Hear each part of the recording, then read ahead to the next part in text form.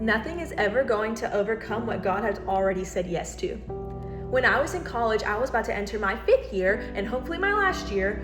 I had just decided to switch my major from one education major to another, which should have been pretty easy because my first major had already taken most of the classes for the second one. So my advisor told me it'd be an easy transition. We registered me for classes, done. So then I come back from the summer and school's about to start up again, but classes haven't officially started. And I go to check to make sure that I'm registered for all my classes. And I realize that 2 of my classes are overlapping. And so my little registrar thing is saying, you cannot do this. These classes start at the same time. Can't be done. But I needed these 2 classes to graduate, because if I was not able to take this class that semester, I would have to wait an entire year, and it would be literally like my 6th year in college. And so I started emailing people. My advisor, she said she couldn't do anything about it. I emailed the professors. Only one of the professors answered. The other one didn't respond. And I also emailed the dean. And so I was just waiting for everybody to respond. The first professor was just saying, I can't really do anything. This is my class. I'm teaching it. I went to the gym. I started trying to work out. I turned on the treadmill. And that's when I got the email from the dean that I could not do that. And I would have to wait until next year. And I just felt so defeated. I was so sad because I really felt like the Lord had called me to change my major.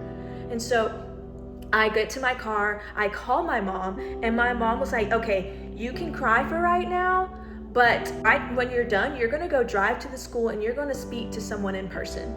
And I was like, but they already told me no, over email, the literal dean already told me no. And she was like, well, that battle is the Lord's. Give it to God. If it's His will, if He's already said yes, nothing is going to stop it.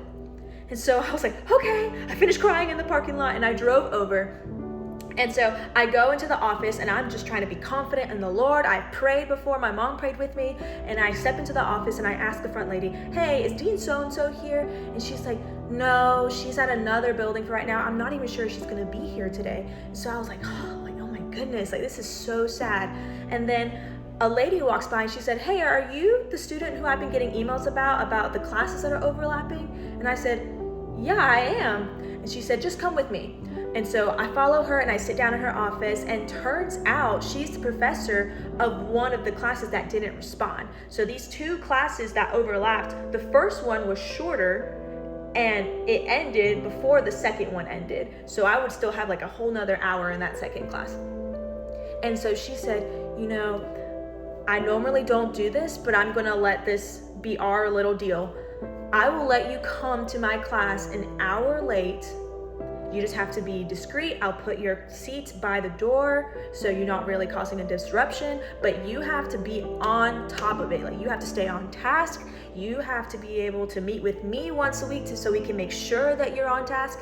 And in my brain, I was like, oh my gosh, this is literally the Lord, because the dean of the entire school had told me no, but now this professor is saying, yes, I will let you do that. And what's funny is another one of my previous professors came by and he had heard what was going on, and he said, I'm sorry to interrupt and I don't mean to be nosy, but whatever y'all 2 are talking about, I will vouch for this student because I've had her in one of my previous classes and she is one of the hardest workers I'd ever met. And I was literally about to cry in this lady's office.